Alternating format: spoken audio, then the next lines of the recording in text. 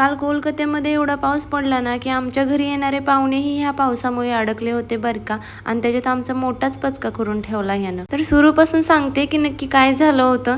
आता 2 दिवसापासूनच आमचं प्लॅनिंग झालं होतं की कोमल येणार आहे, त्याच्यामुळे असं करायचं तसं करायचं चाललं होतं आमचं.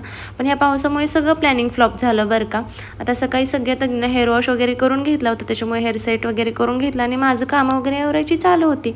कारण ते संध्याकाळी येणार होती, राहता येणार होती, त्याच्यामुळे सगळं निवांत चालू होतं. पण ते चुकून ना एक स्टेशन मागच उतरले बरं का. मग म्हणलं चला आता त्यांना आणण्यासाठी आपल्यालाच घरातनं बाहेर पडावं लागणार आहे. आता मी घरातनं बाहेर जाताना पाऊस वगैरे काही नव्हता बरं का. नंतर मी त्यांना रिटर्न घेऊन येताना एवढा पाऊस पडला होता ना की सगळ्या दुकानातनी वगैरे पाणी जमा झालं होतं बरं का. मुली वगैरे सगळ्या भिजल्या होत्या.